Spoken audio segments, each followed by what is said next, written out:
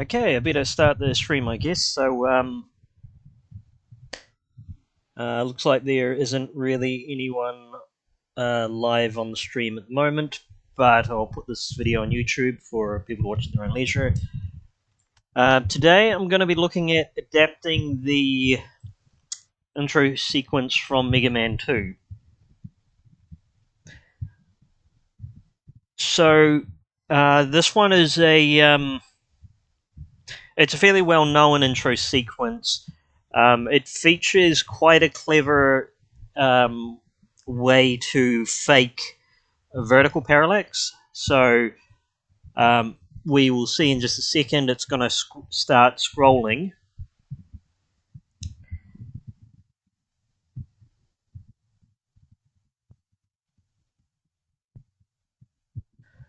Oh, hello, Mixel. But yeah, anyway, so you can see that the background is scrolling quite slowly, and then you've got the foreground, which is scrolling a fair bit faster, and then it gets to the roof. So yeah, this was all done on hardware that basically has no support for parallax like this, but obviously they came up with a way of sort of faking it, and I will copy their technique here to make a Scorpion engine demo. One thing I should mention is what got me thinking about this was a conversation I had with Michael Parent the other day from he's a very talented artist from Bitbeam Canon, who are currently working on Metro Siege for the Amiga. And yeah, so we're talking about different parallax techniques, and he mentioned Mega Man. I was aware of the intro sequence. I've never actually played the game, but I was aware of the intro sequence just because of how iconic it is and how it's been parodied in other games. So I figured I'd have a go at adapting this specific demo or this specific sequence.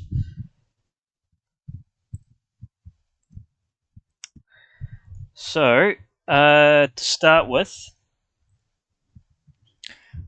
I took a bunch of screenshots from. Well, earlier I opened up this Messian emulator and took a bunch of screenshots. So what I'm going to do is I'm going to put these together so that once we've put these all together, we can make these into we can import these into Scorpion as a level, so it will generate the tile set from this image. So let's resize it a bit. 256. I don't know exactly how tall the sequence is going to be, but I'm going to make it. Is it 240? Okay. I'm going to make it quite tall.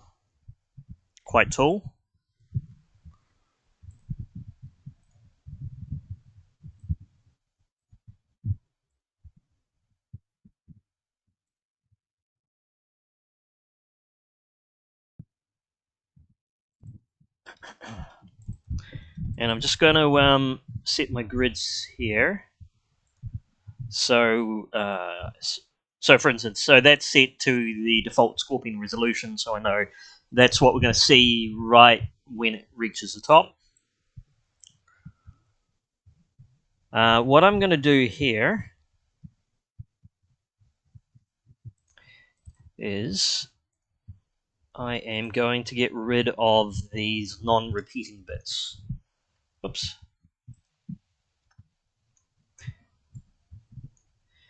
So you can see from the most part, this building is just lines, or basically just solid bars, which makes it nice and easy to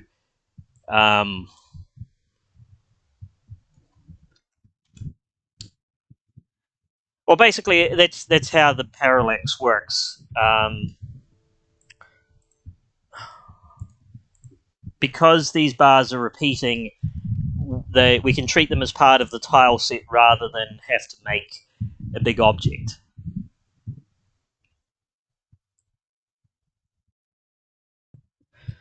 So what I'm going to do next is I'm going to repeat that a bunch of times.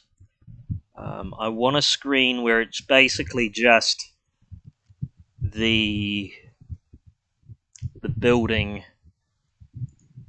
with no background. Down a little bit. There we go. So we've got the building. Because we don't currently have the windows or the struts side, but we'll put those back in later. And then next, I need to get the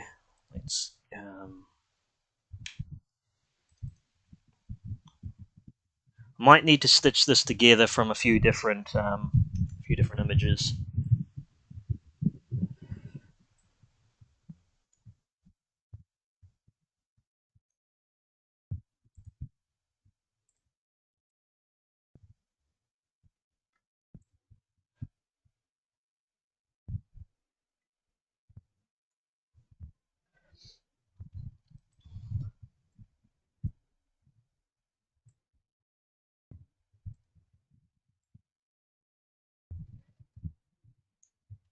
Okay, let's get rid of that.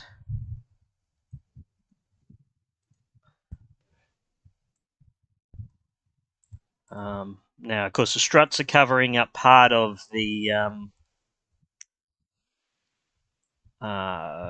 background. That's what makes it so authentic, of course, is the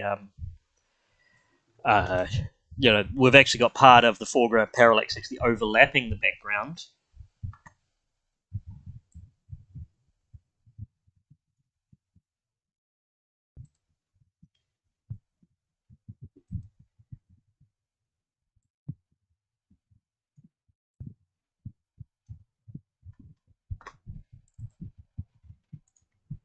Okay, I'm just going to set this to difference mode so I can align it. Go, and then I'll set that back to normal. And then from this layer, just got to delete those struts. Oops.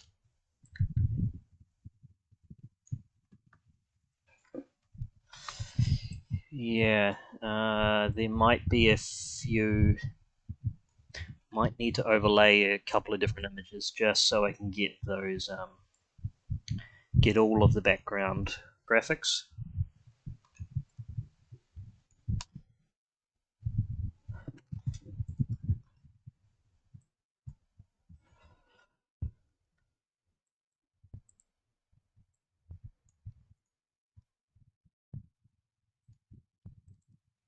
Actually, I'll use this one right at the bottom.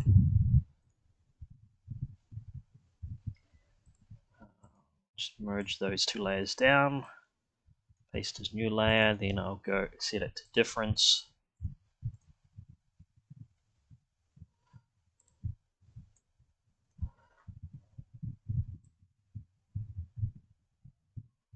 So I can get the perfect alignment. So that looks right.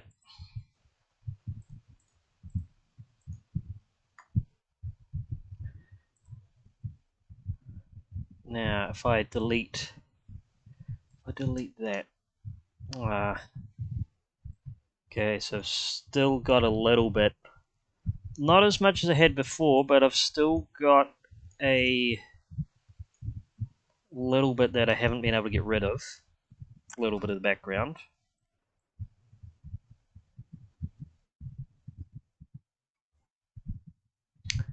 And interestingly enough, it looks like maybe so it looks like it's come to exactly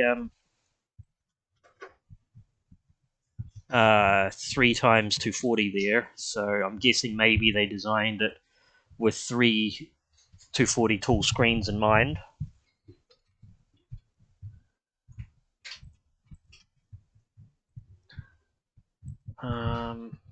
Now I can't remember which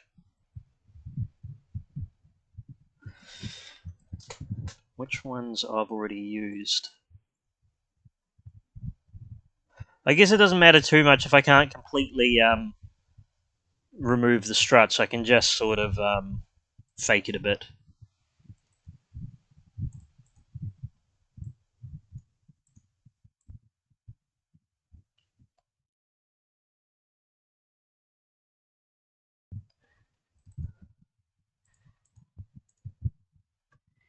Yeah, okay, so that's looking good. So I think I should have taken some more screenshots earlier because there's just that little bit there, but you know what? I don't think anyone will notice if I just black that out. Whoops! It's down. Um, see if let's merge all these layers down.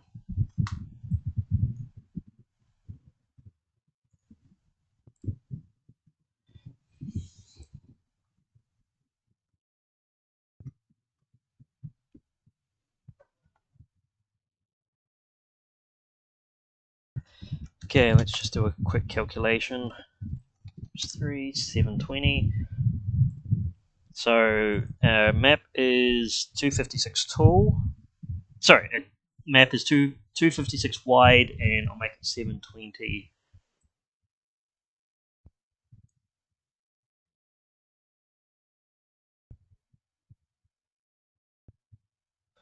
Wait a minute, what did I? Oh, no, of course it's sorry. 224 times 3 is 672.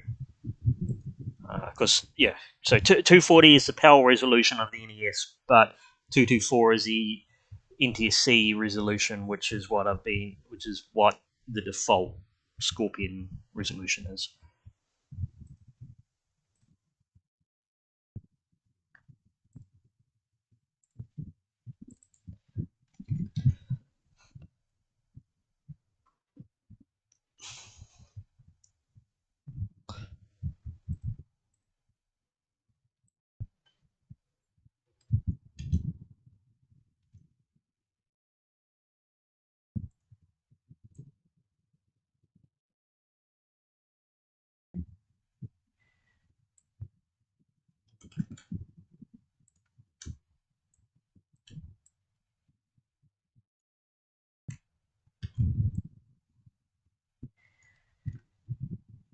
Do let me know if you can hear me. I didn't think to do a mic check. I assume my mic is working okay.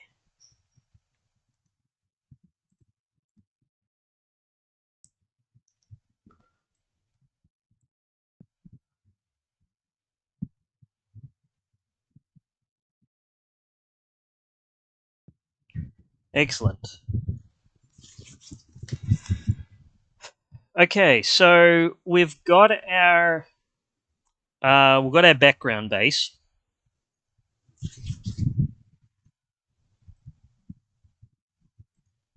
So I'm going to export that to a PNG.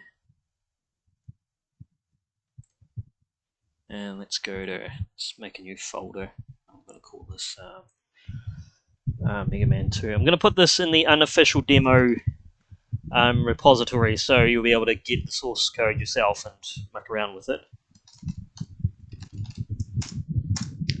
I'm going to call this one source files. And let's call that level.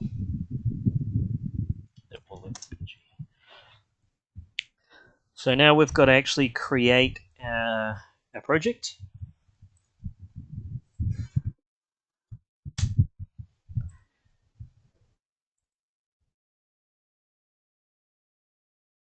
A new Scorpion project, and then let's go to Mega Man 2, and I'll just call it Mega Man project.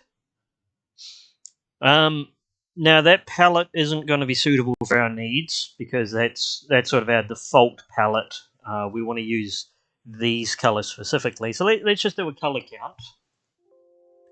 Okay, so it says there's 14. That's actually really good news because well, there's a couple of reasons. One is we can fit it within a 4-bit plane um, project, but also we can use those same colors again for the sprites because we're definitely going to need to abuse the sprites to get the full um, parallax feeling.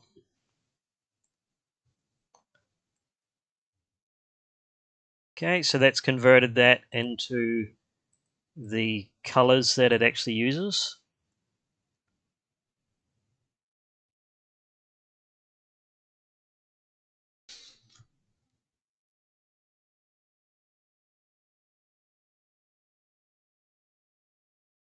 Actually, I'm just thinking.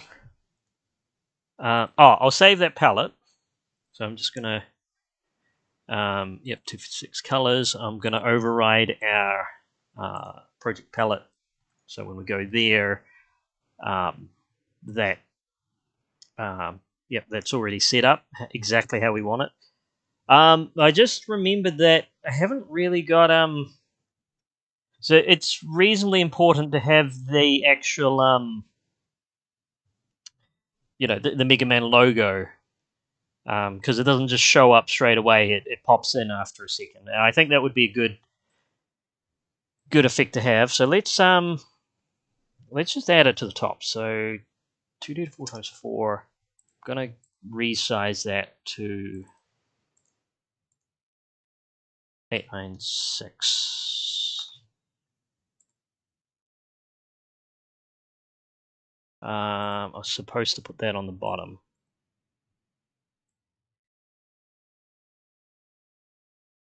Okay, and let's grab our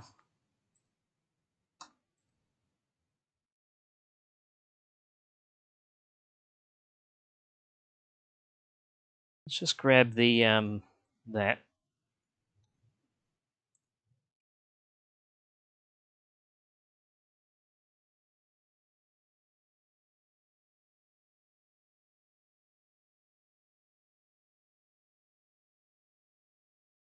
Just check that's perfectly aligned. Yep, that's perfectly aligned.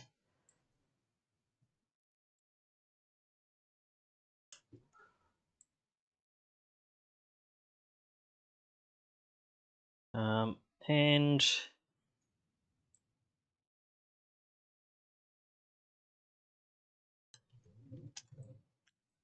can I just... I want to get rid of all the background details. Oh, need to paste that as a new layer. And then I will set that to different so I can align it.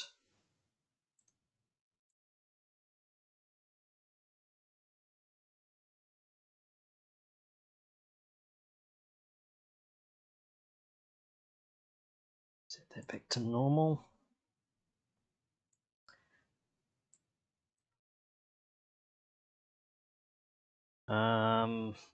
I'll need to... There's a couple of fixes I need to do here, so I need to put that over there. And I need to... Let's just get that edge back. And I think that looks okay. That will do for now. I won't actually bother with making the menu work. I just sort of want to have that pop up right at the end.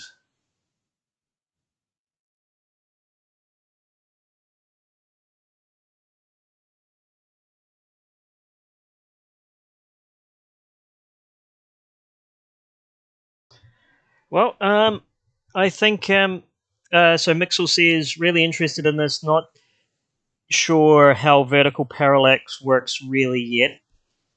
I didn't understand it either until Michael explained how it's sort of faked with sprites, which is the only way they could really do it because the NES didn't have any special chips for doing vertical parallax like that, so they needed to fake it one way or the other, and we should be able to fake it the exact same way in Scorpion.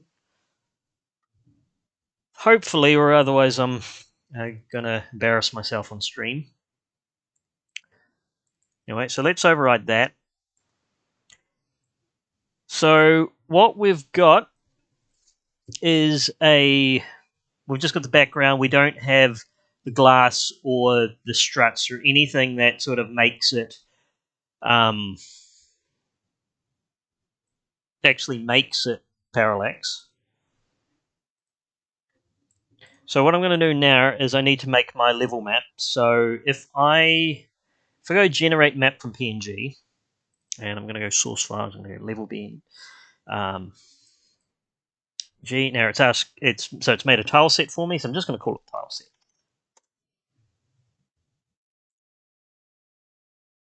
Actually, I'm going to so I've got a tile set called tile set. I'm going to rename that. I'm just going to call it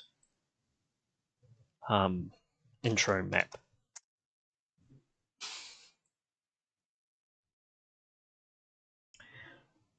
Before I go any further, I'm just going to make sure that I can actually load this map.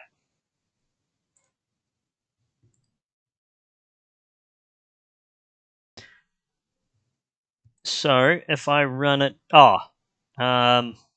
so just before I run it, I need to set it to 16 color mode. I suppose I don't really need to, but I might as well because this is only a 16 color game. Just check the other settings. So 256 pixels wide is right. As this is an adaptation of an NES game, and the NES was only 256 wide, so I don't need to change that setting.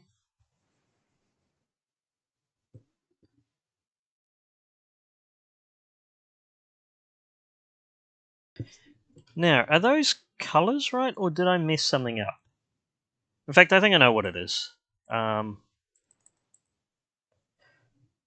Yeah, I know exactly what it is. It's because 18. Well, that's slightly annoying, but basically the intro at the top sort of has more colors. I think they probably did some palette shifting. But even though there's 16 colors, we'll just sort of pludge around it. Sorry, even though there's 18 colors, we'll pludge around it. So let's override our project palette. I have to flatten it and change it to an index palette.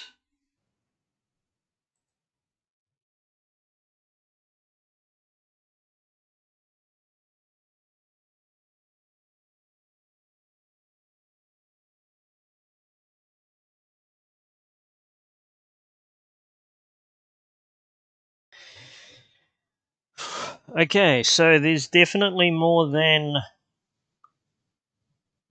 16 colors there, which is a bit annoying. What I will do, it's a bit of a cheat. I've got this. So yeah, I mean, if I had time, would either make yeah, make a better palette, or we would do some copper tricks to change the colors at the end, which I suspect is what they did in the original game. Is probably just change some of the colors at the end of the intro when the Mega Man logo shows, but we don't really have time for that. So what I'm going to do is I'm going to cheat a bit. So I've got this crunch palette function. So what that's going to do is, whoops.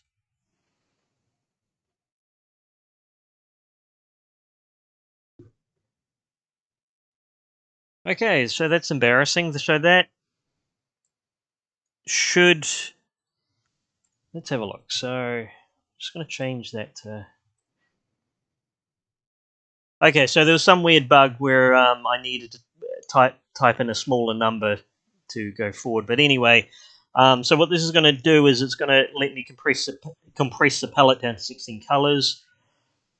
So it's removed. Well, there were no duplicates, so there's still 18 colors left. I'm going to set the bit depth to 4 bits, so that's OCS.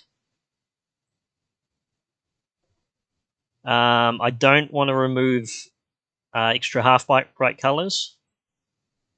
And then the only thing I was really interested in doing is merging it down to 16 colors. So what that will do is it's going to look at the colors that are closest visually, and then it's going to merge them, and it's going to repeat that over and over until there's only 16 colors left. So I'll do that. And there we go. So we've got a palette of 16 colors. So if I run that now,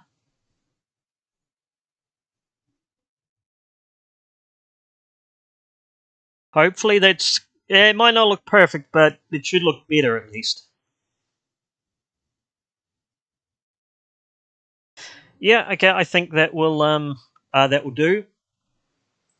Um, what I'm going to do now is I'm going to copy the top half of the palette to the bottom half. So I'm just going to copy and paste on here. And the reason for that is because with our standard OCS Amiga, the sprite colors are at the bottom of the 32 color register.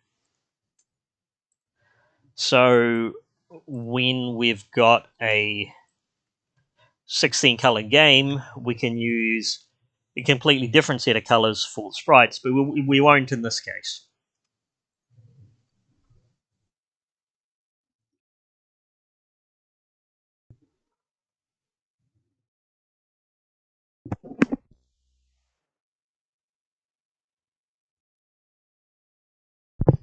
So what I'm going to do now is I'm going to start I need to start the level right at the bottom.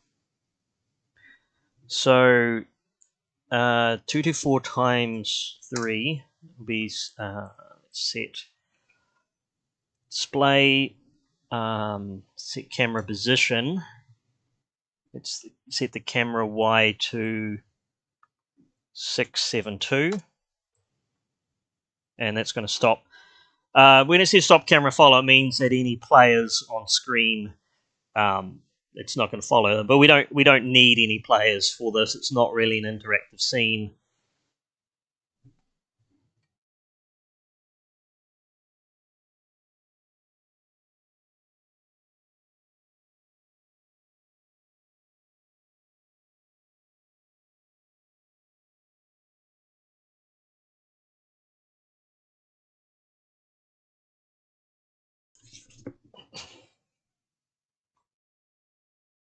Okay, so that sets it to start at the bottom.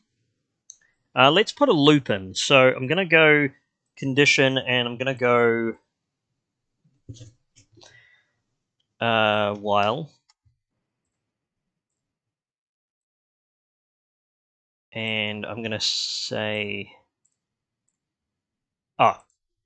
sorry, I was supposed to check while from this. I'm going to go while camera Y is greater than. So let's subtract 2 to 4 from there. Okay, so it's greater than 448 in condition. And then I'm just going to go display, set camera position to camera Y minus 1. So that's going to scroll it up 1 pixel at a time. Hopefully that's not going to be too slow. Then I'm going to repeat that.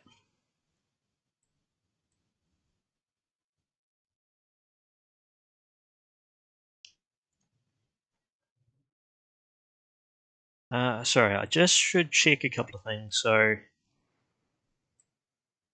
yep. So scroll from there to 448 to 4. Okay, yep. So that's what I want. So basically, we have two scrolling routines. So the first half of the animation, it scrolls at a speed of 1 because it's only the background that's scrolling, and then at the second half, it's going to be the foreground that's scrolling. So we want it to scroll twice as fast. And then that should stop on that should stop at the right place. And then I'm going to go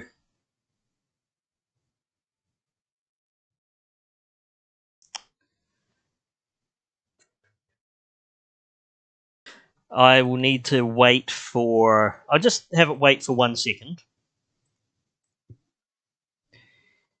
And then I'm going to move the camera right to the top. So that at the top, that's going to be the, it's going to, hopefully, if I've calculated this all correctly, it's going to scroll quite slowly to there and then scroll quite fast to there.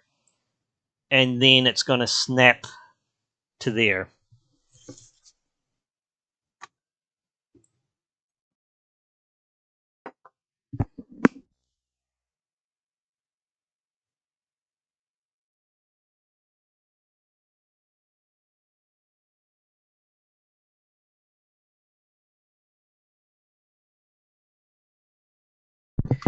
And we will see how this looks.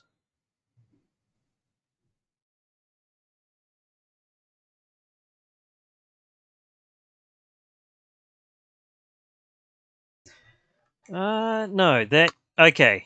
Well, there were a couple of mistakes there. One is I forgot to do. I was supposed to wait for a frame every time I move the camera, so I'll fix that next. But the alignment at the top didn't seem to be exactly right.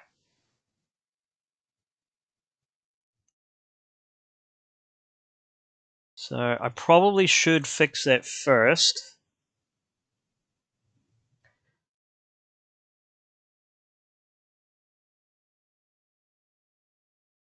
I'll just check. Yeah, okay, so therein lies the problem, is that I didn't line it up correctly to begin with, which is alright. It just means I need to delete. I just need to delete this text here. Then I will need to save that, and I'll need to re-import that. Hopefully, I can just override it. So if I generate map from PNG, so I need to select level BG, and then I'm going to let's override that. So I've got a redundant tile set now, but I will just delete that. I will delete that tile set. That one is not needed anymore. So intro map. Let's try that again. So we'll just make sure that where it pops in, where the text pops in at the end, it doesn't have any weird alignment issues.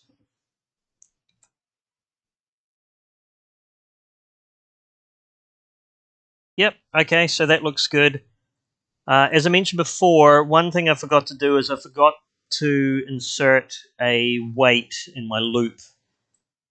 So I will do that now. I'm just going to, so for each of these, I'm just going to wait for one frame.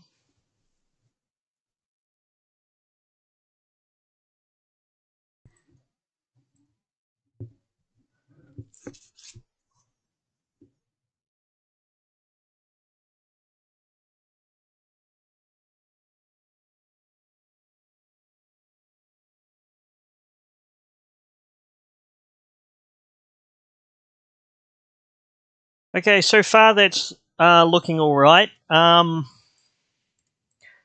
might add a 2-second delay at the start, just so that we can sort of see 2 second or 3 second. Oh, I'll make it 3 second for now, just so that we can see the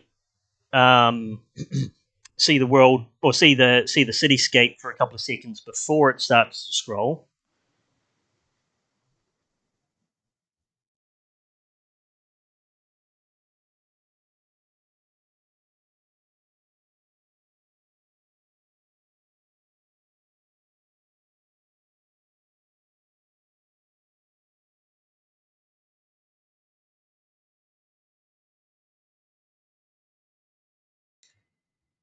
Okay, well, so far that is looking good. We except for, I mean, the obvious thing that is missing is um, the actual parallax bits.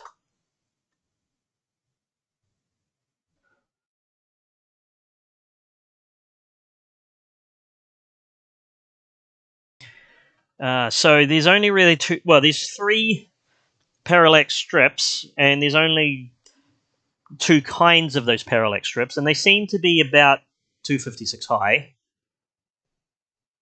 although repeated. So the struts at the side that I'll do first, those are repeated. Looks like they're repeated 3 times for every 256 tool. Actually, I should be using. Let me just check something.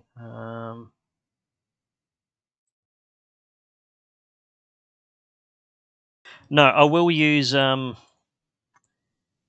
use 256 tool. I might need to make a taller version of the sprite, but I'll start with just start with that, and I'm just going to use the strut to begin with.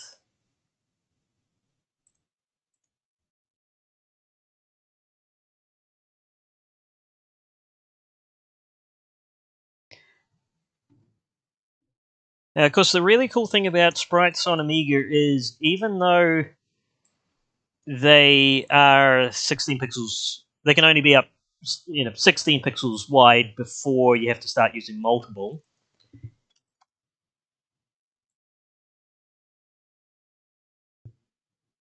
They can be infinitely tall. In fact, that's sort of how the Scorpion's background parallax works, is because they're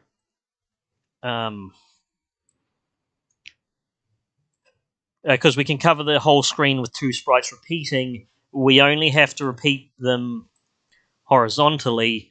Vertically, they can be, they don't have to have a repeating pattern going up and down vertically.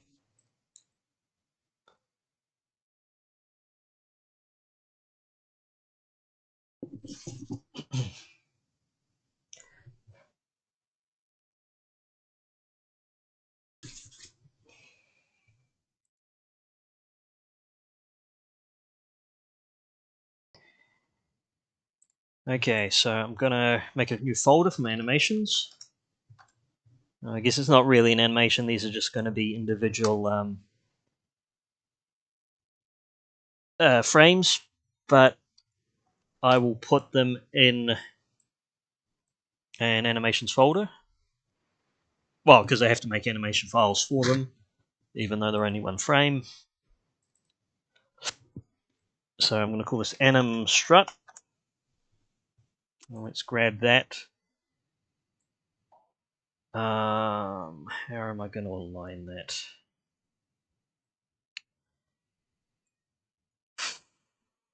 I guess it doesn't matter too much.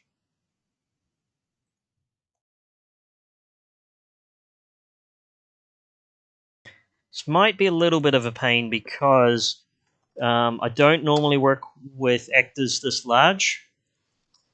Hopefully there won't be any issues with getting it to align correctly on screen.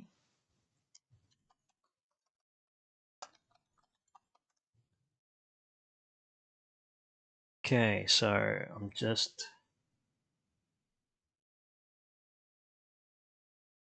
Yeah, I'm just going to use a standard CPU type. And the...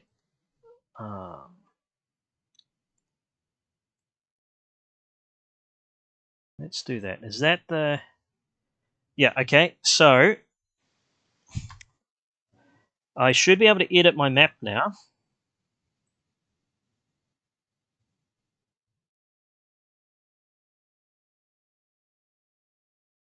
And let's grab my actor and put it... Oops, I should put it on the object layer. And hopefully, it's not going to scroll correctly, but hopefully it should show up in game.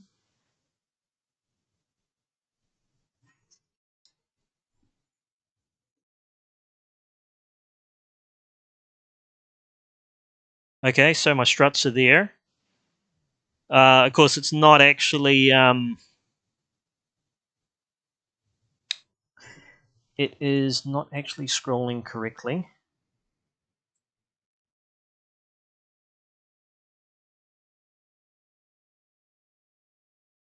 Well, it's not scrolling with the building, so that is what I'm going to need to sort out first. Now, actually making it scroll, there's dozens of different ways we could do this. I'm just wondering what the best way would be.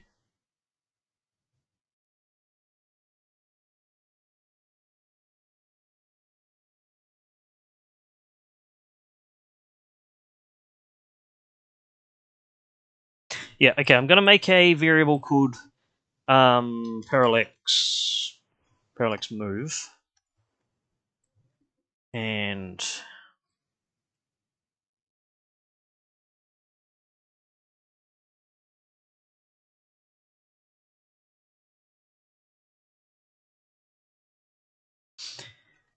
set that to 1.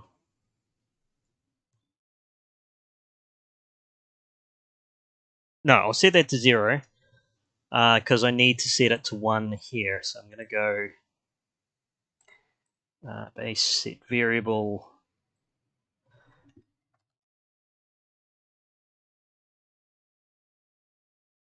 Oh, hi, acid bottle.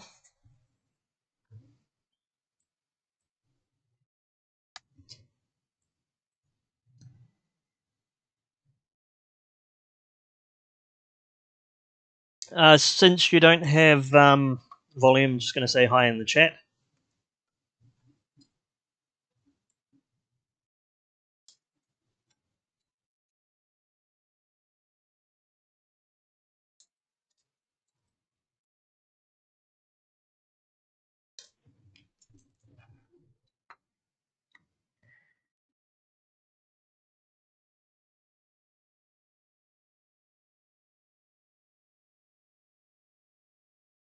Make a code folder.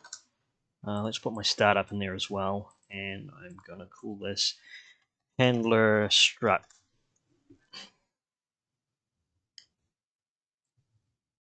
And then I'm going to use set that on timer expired on 0 frames. So this is going to run every that's going to run every frame. And all I want to do is I want to go actor position, and then that will be actor y plus parallax move.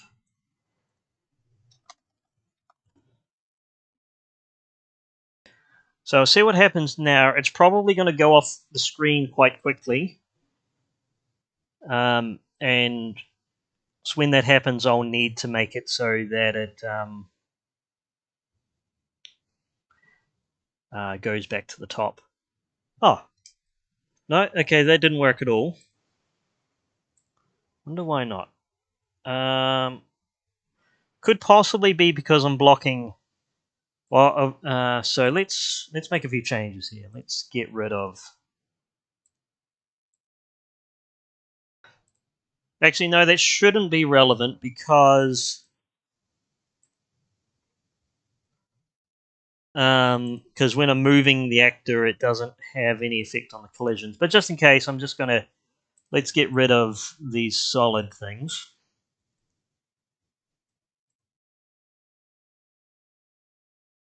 Okay, so handler strut. So that's supposed to do that every frame. 1.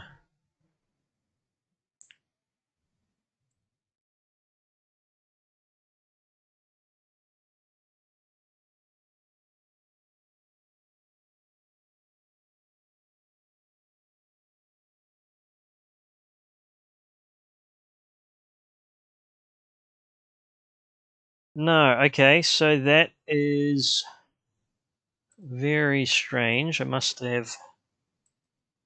Oh, I know exact. Or is it? Okay, so there's a few things I need to fix. One is I actually forgot to set up the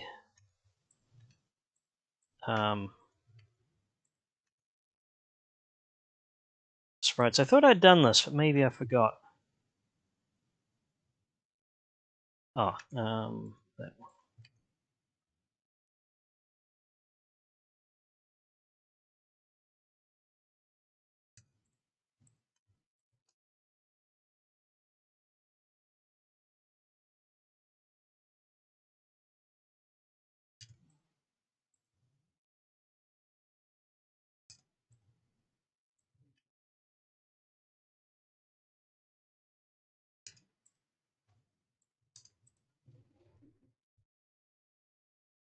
Oh, almost there. Okay, so we've got two completely two duplicates of the palette, and that's so that we can use a different palette for the sprites. This one, I need to flag that as only sprite because I only want that to render as a sprite.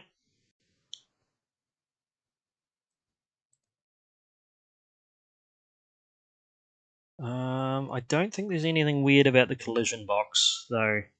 Shouldn't be colliding with anything anyway, but I'll just put that. Just in case that's causing an issue, I'll put the collision box way above the... Oh! Okay, that was it. Oh, what have I got here? Add palette. Index was out of range. That is a weird one. Never seen that before. Could be something to do with...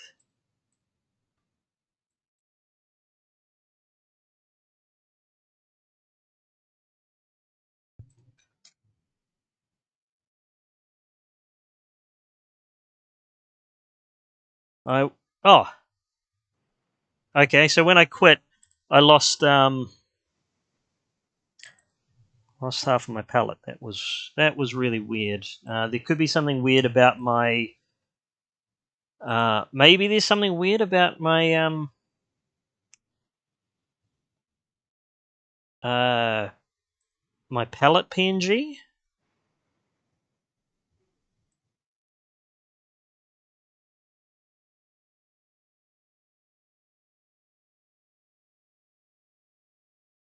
Let's have a look at project palette.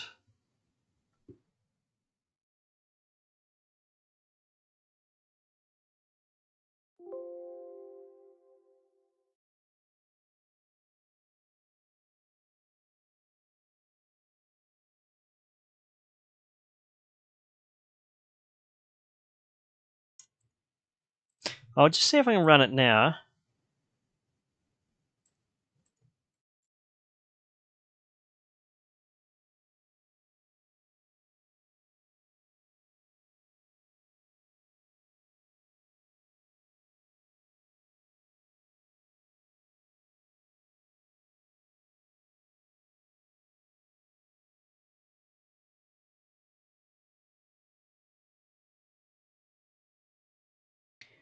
Okay, I can't honestly say what the problem is. My PNG must have just gotten corrupted somehow. I don't know if it's Scorpion Engine's fault or Paint Shop Pro's fault. It's probably Scorpion Engine's fault, but I don't exactly know what caused it, and it might be a bit tricky to replicate. So I will leave it for now. I'll just continue on with seeing if I can get the parallax to work.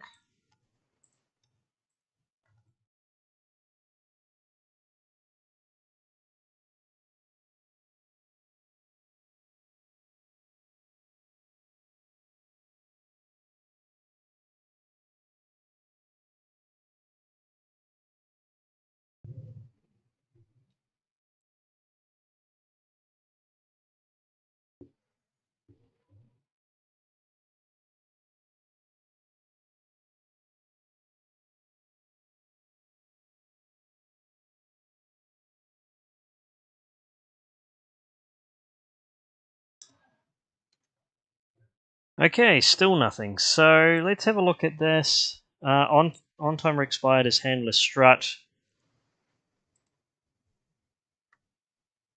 I'm telling it to move the actor Y to actor Y plus parallax move, and then parallax move I am setting that to 1.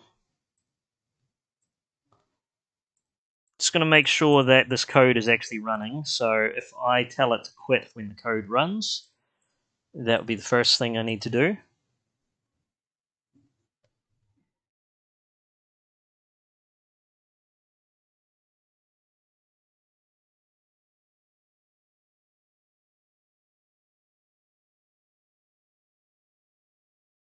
No, okay, so that code is not even running.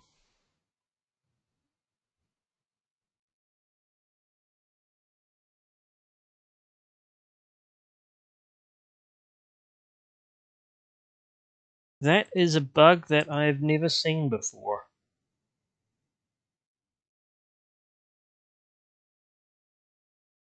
Oh, so I know exactly why it is now. It's my own stupid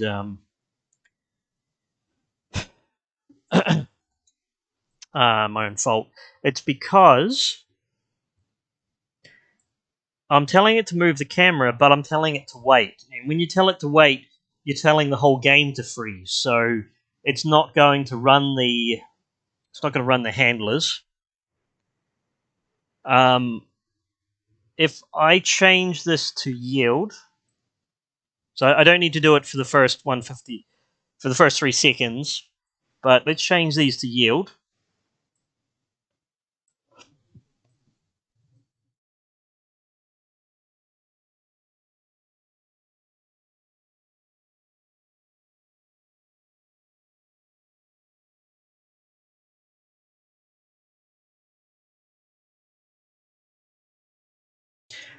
Okay, so that is this is working okay. I may need to make this taller. So this is at 240. Actually,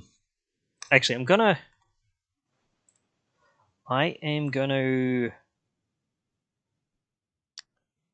move that down so that's right at the bottom there.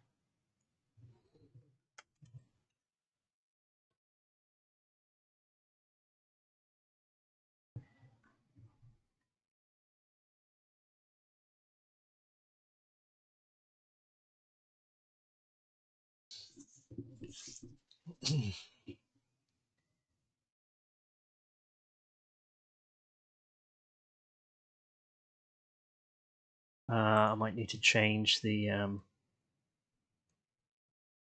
alignment a bit.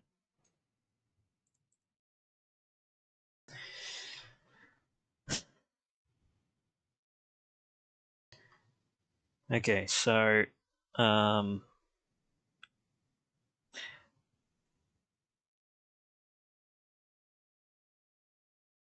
just gonna run that again.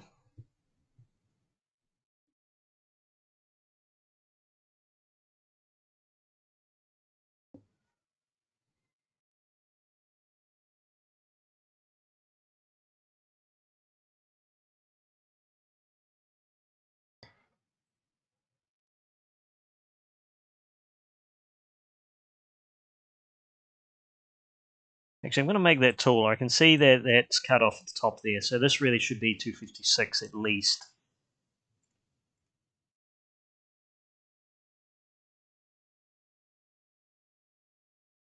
There we go.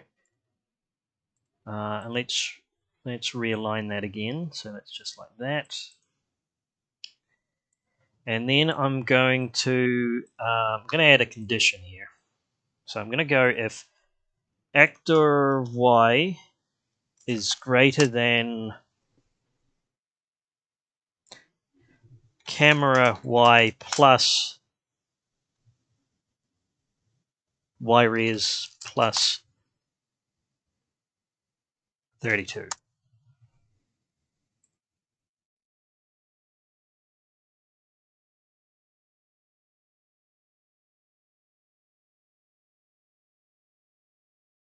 Oh, actor. Oh, that was done with me. That's supposed to be there, so I'm going to go actor Y is greater than camera Y plus So that basically means it's off the bottom of the screen with a gap of 32 pixels. Then I want to move it up. So how much do I have to jump it up by? It's not exactly...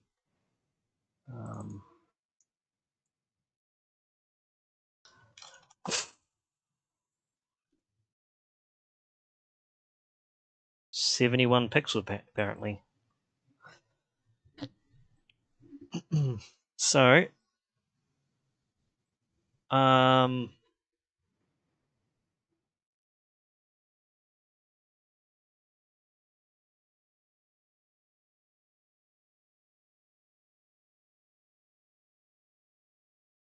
let's go set actor,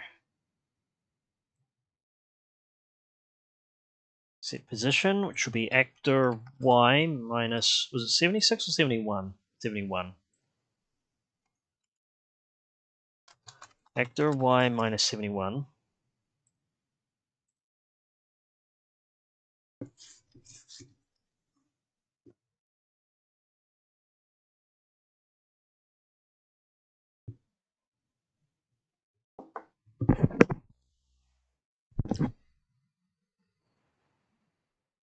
There we go. We've got a nice,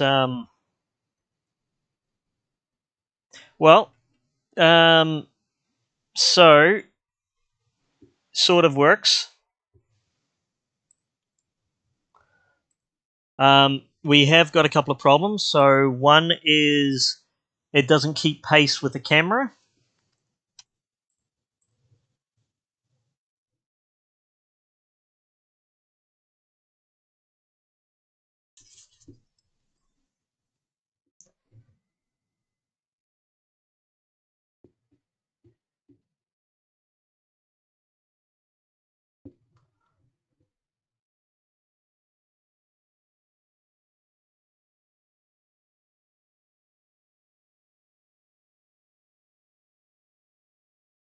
No, I miss. What have I done wrong?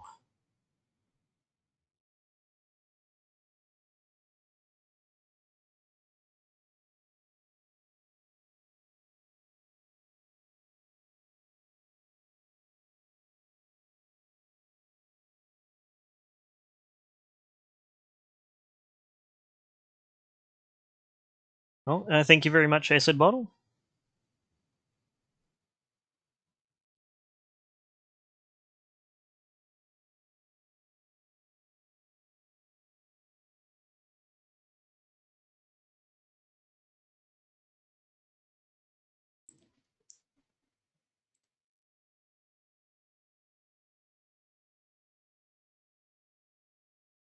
Just going to disable that line so I don't have a 3-second wait at the start. I must have just got my calculations wrong, which is all right. It gets up to there, then it goes. Ah,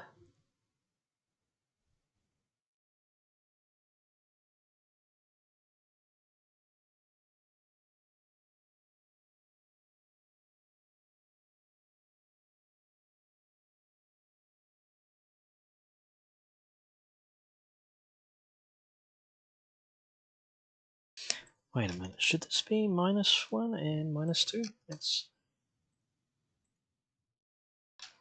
probably not, but I'll see what happens.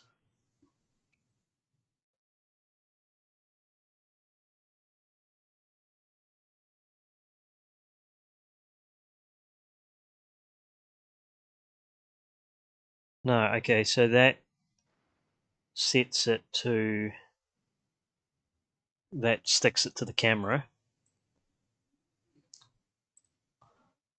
Oh, in fact, when I get to there, I'm going to disable the scrolling altogether.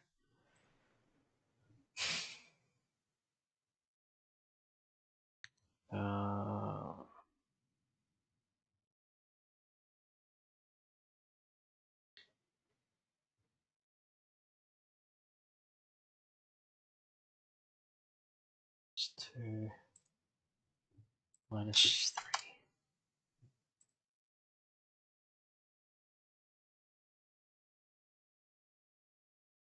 Hello, Niso.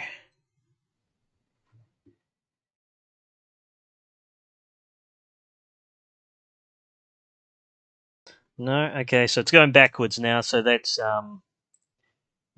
Jim Power parallax. We don't want that.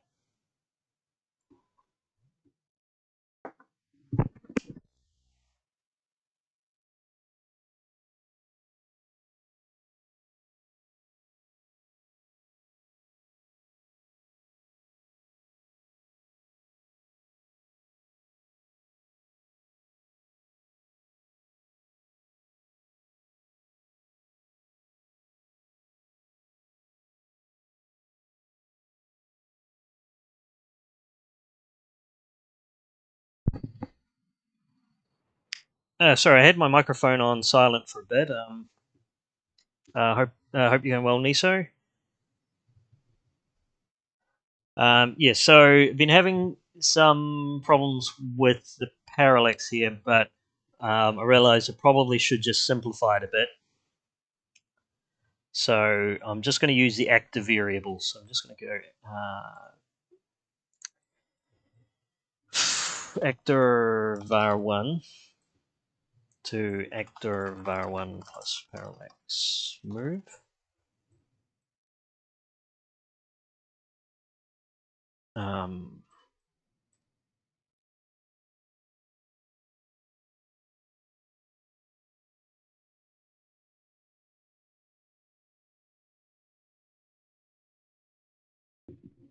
Should set that to yield.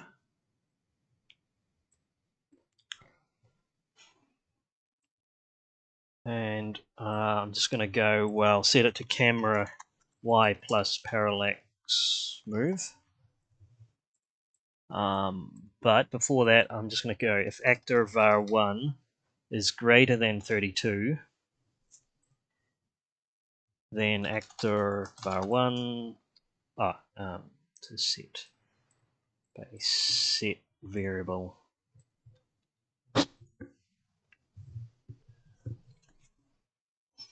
to I want to set actor var1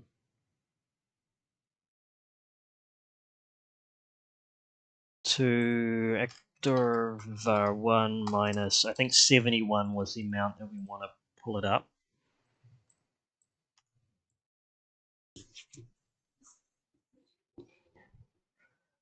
And so parallax move to 1.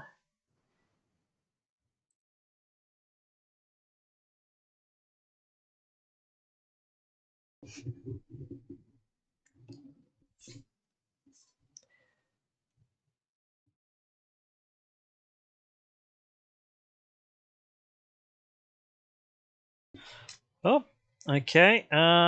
We have got a bug there.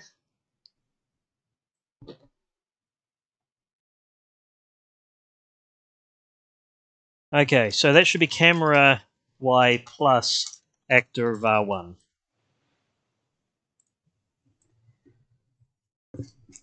So hopefully that means that no matter what speed I'm scrolling the camera, it moves the struts only as fast as I want to. Now that's almost working okay.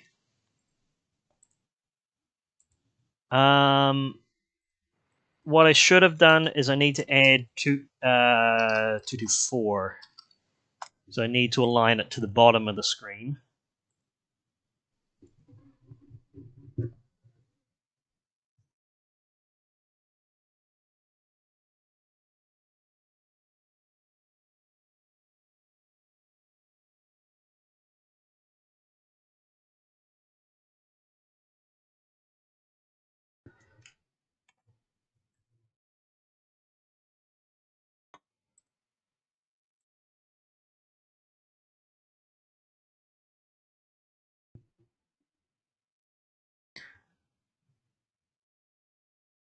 Okay, that's almost working. There was a bit of a glitch when it was scrolling up, so I'll just check.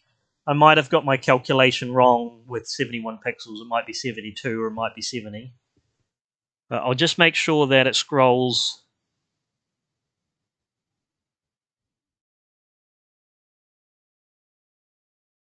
I don't know that's 100% perfect, but it seems to be better.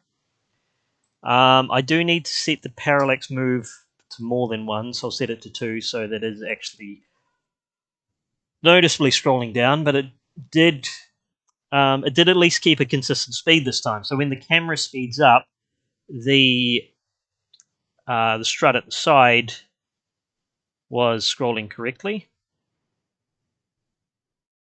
Yeah.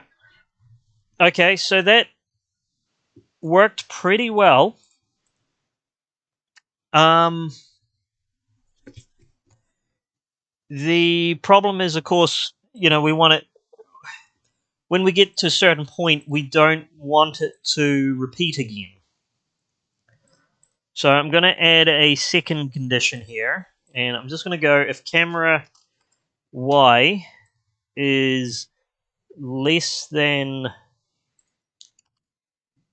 no, greater than 448. So there's a certain point where we just don't want it to wrap around again. We're done.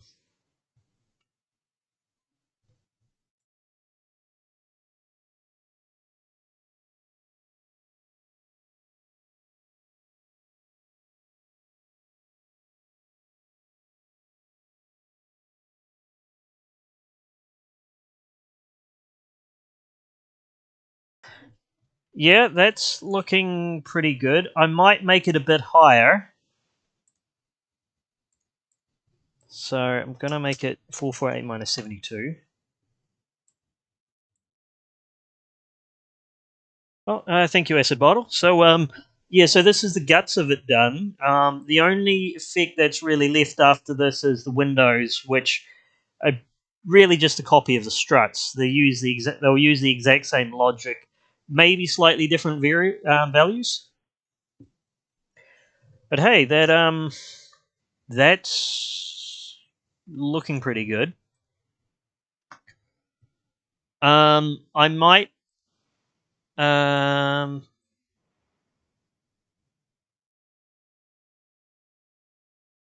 I think that's good enough. I might move on to the windows.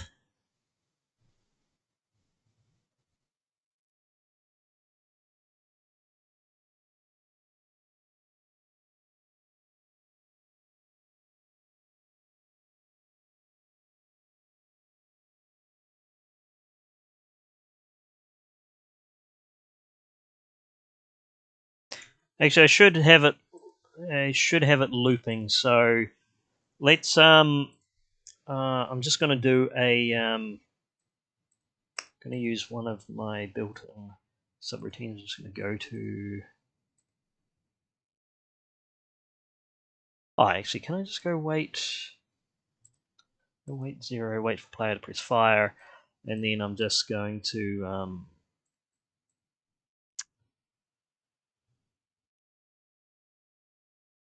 go to startup. So when it gets to the end, I should be able to push the button and should load it again. Acid Bottle says at the speed you work, it could be finished by the end of the stream. He's talking about if I did the rest of the game. I don't think so, but I don't. Oh, there's still a bug here. You might have noticed that the struts disappear right at the end, and that's a fairly simple thing to fix. Um, should be a simple thing to fix. So I'm going to make one called parallax bump, and then I'm just going to go actor's position will be actor y minus 2 to 4.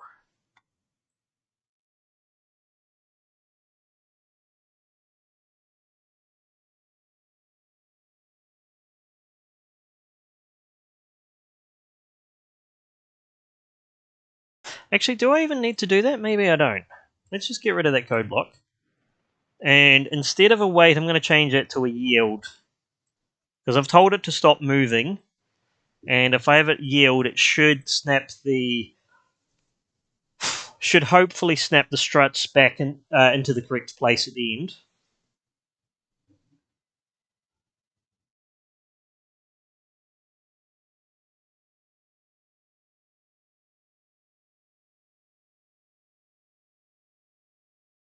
Nope. Oh, what did I do wrong?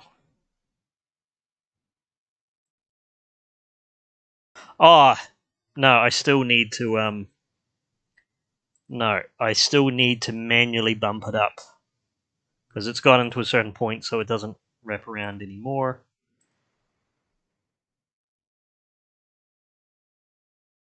Or...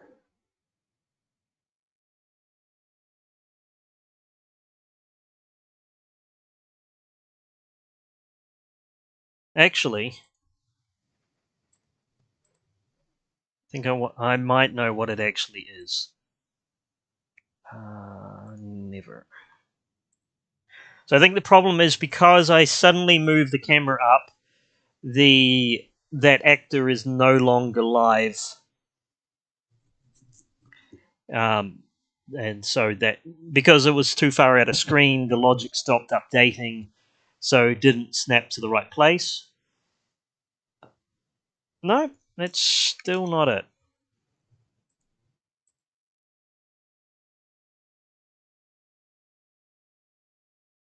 Oh, because I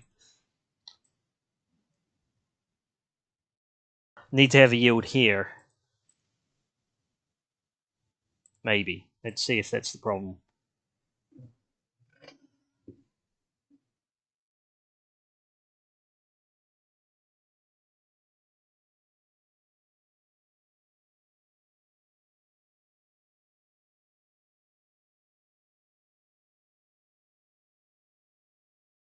Perfect. Okay, that's absolutely perfect. So let's I'm gonna I've called this handler strut, but this can be I can make this generic. So I'm just gonna call this parallax handler. Oh, did I copy it? I meant to rename it. That's right. So let's get rid of handler strut. Let's call this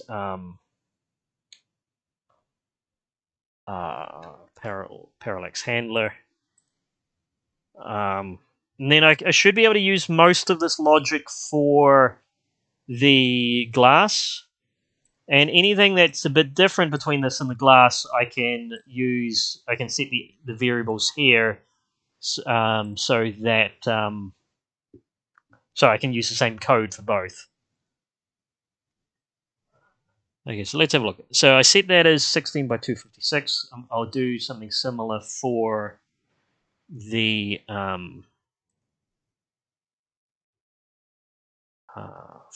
glass.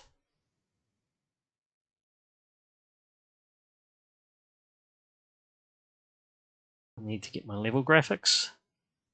Oh, no, actually I deleted the glass from the level graphics, so I need to go into my screenshots where I put them. Okay, on my emulator, and let's find.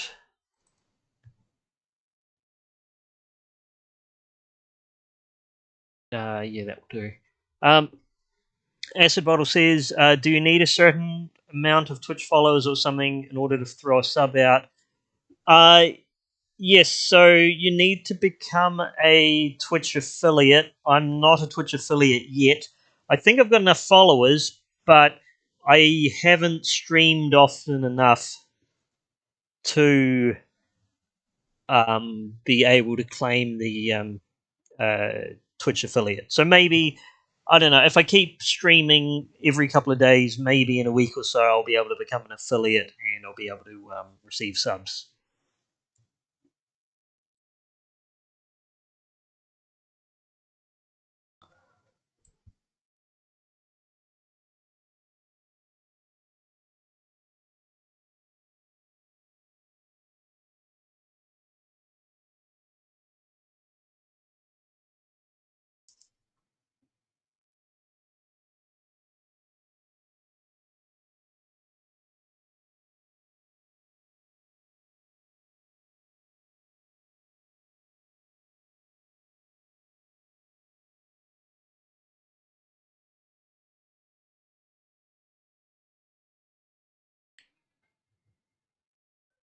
Okay, so let's grab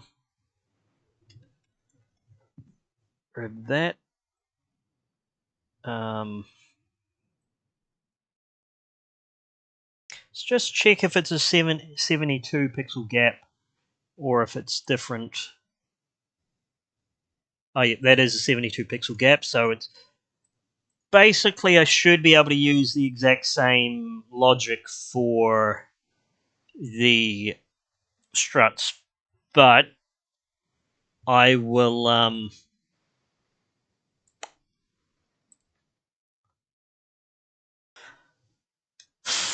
I'll make it so that they're not perfectly aligned with each other, so that it doesn't look like it's yeah, because it will look quite odd if the glass is perfectly aligned with those struts. So let's call this Windows.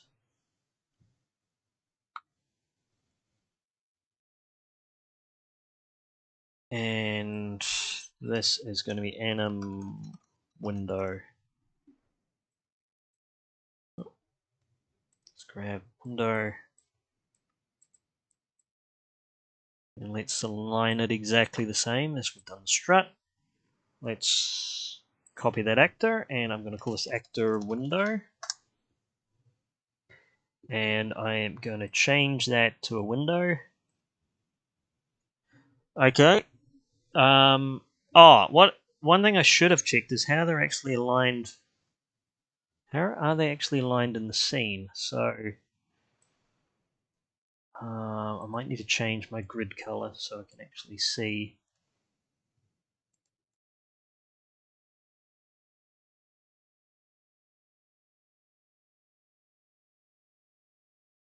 Okay, all right. So they're not perfectly aligned within a 16 pixel area, but I only need to move them over by one, just like that.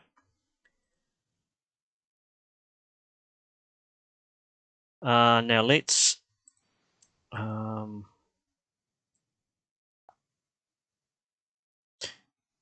add that.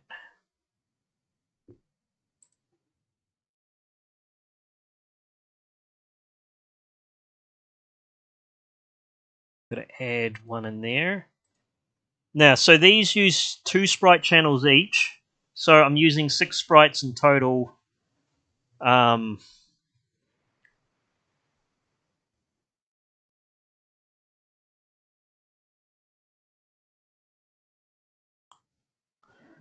that actually means that I could have another, uh, even more parallax in this, but I'll just leave it as that.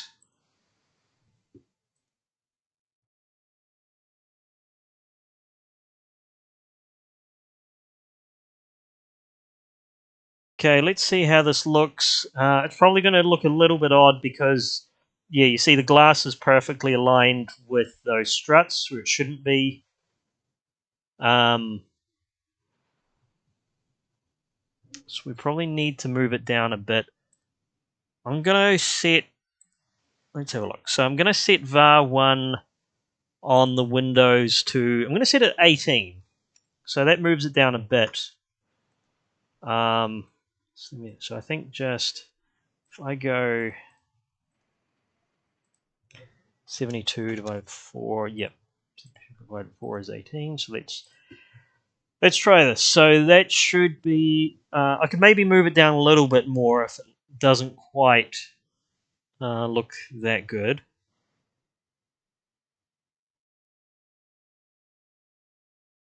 Yeah, I might move it down to something like 24 or something. Or actually, why don't I see if I can get it exactly perfect? Um, so all I need to do, let's turn off. Okay, I haven't got snap to grid on anyway. So how much down do I? Okay, so that's 30. That says 31 down. Is that gonna?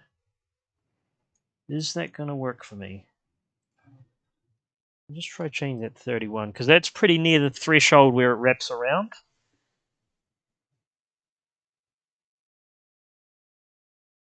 So I'm not sure that that's right or that. Oh no, that looks about right. I'll just see. Yeah, so far so good. It might look a bit weird at the top. Yeah, which I thought it might do because it wraps around once more. Um,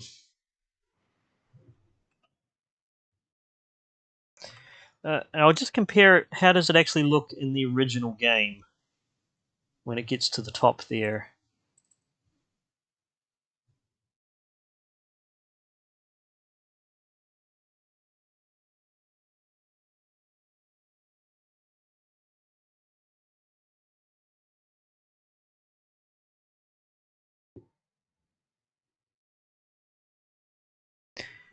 Okay, so that's Strata's actually surprisingly close. It's not 100% pixel perfect, but it's good enough. I'm just gonna tweak the. Let's have a look. So, uh, if camera Y is greater than. Okay, so what is 448 minus 72?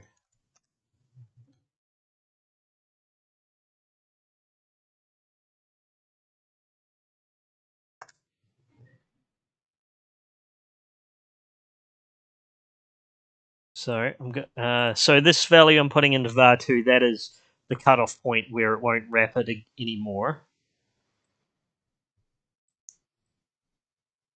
Um, in fact, I might make that one 448. Oops. Yeah, I'll make the window cutoff at 448. I might need to play with that value a bit.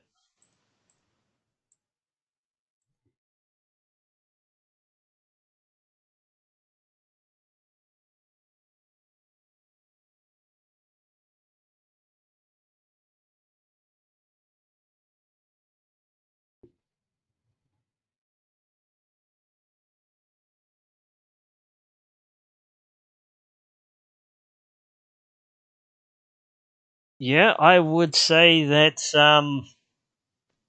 I'll turn off the. I mean, I didn't necessarily want it to be pixel perfect, but that's actually a lot closer than I thought it was going to be.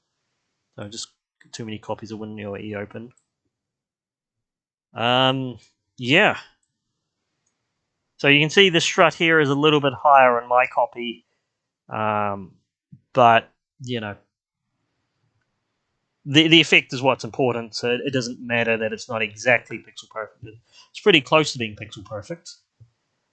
Um, and that's almost it for today. I did want to do one other thing, which was the right at the end, the Mega Man's hair is actually blowing.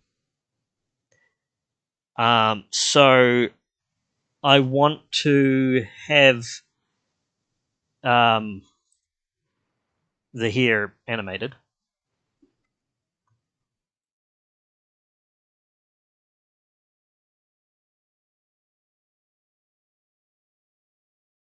It happens that Mega Man's hair is on just on two tiles. In fact, if I go snap to grid, let's grab. We don't need all of those. We just need these two.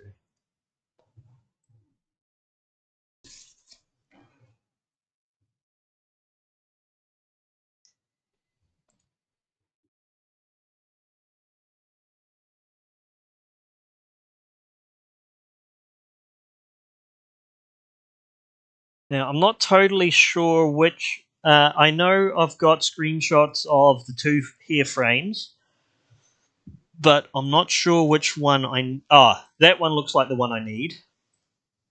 So I'm just going to grab that.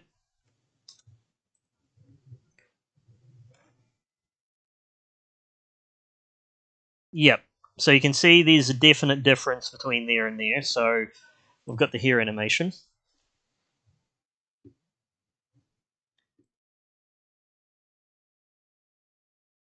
Um, in the tile set. Let's animate the tile set.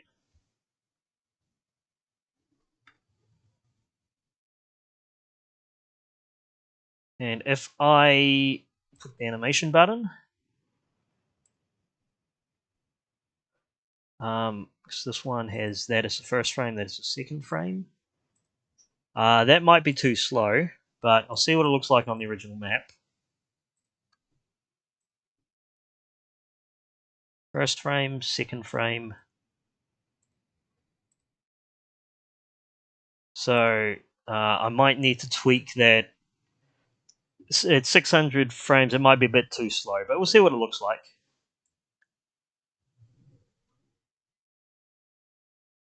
Oh, that's not too bad. That will do. That will do.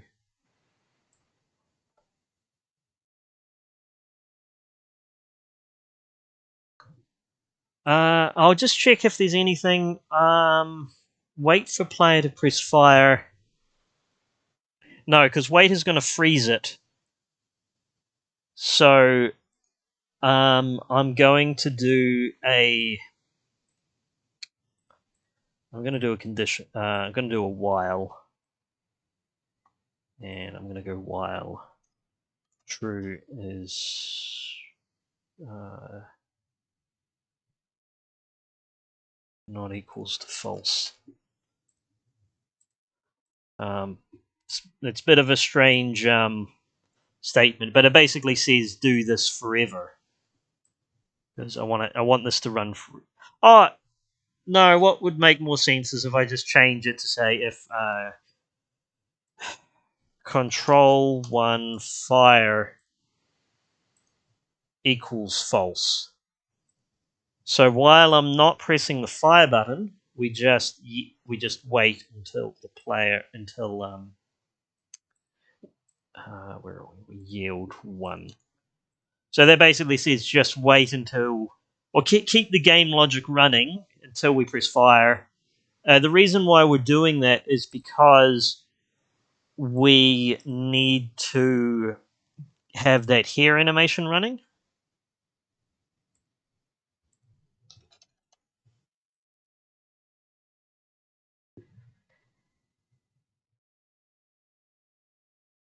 And let's try it. So Acid Bottle says, sorry, Mixels Lab says, I love tileset animation. Acid Bottle says it is a concept I had previously been unaware of. Yes, so in Scorpion there are two ways to animate, or two ways to animate tiles. So you've got your background tile set animation, like what I've just done. You can also animate blocks, so collectibles that you can pick up. Sometimes you might want them to be animated, so that's a different way of doing it. There are pros and cons to both ways. With the tileset animation, for example, it keeps them all in sync, whereas block animation, they might not be in sync depending on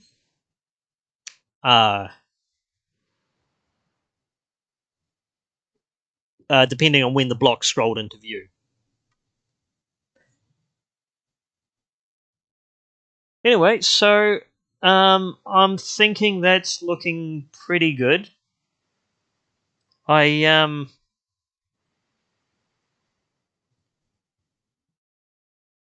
I might leave that there for tonight. Um, I'm gonna put in a day or two. I will add this video to YouTube, and right now I'm gonna add this demo to the unofficial demos pack, and I might before I go to bed, I might make a quick video for quick animation, GIF animation for Twitter.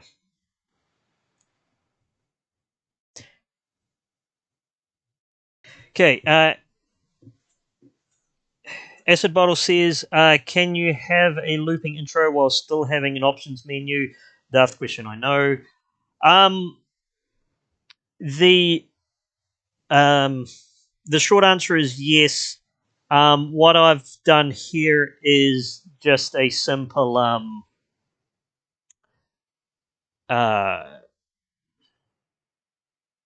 what I've done here is just, or what I could do rather is configure this to be, instead of a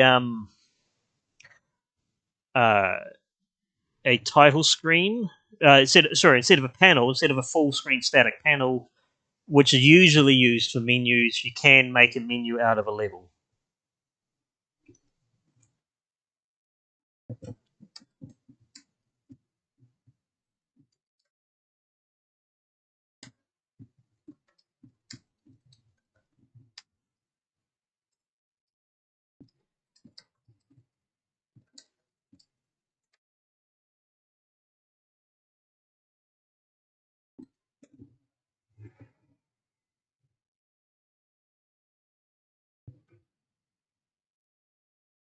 Oh, and sorry, just to explain that a little bit more, all I would need to do to turn this into this level into an actual interactive menu is I would need to make that cursor, the cursor that's next to normal, I would need to make that into a player actor that you can move up and down and then make it do an action depending on um, which one you've selected.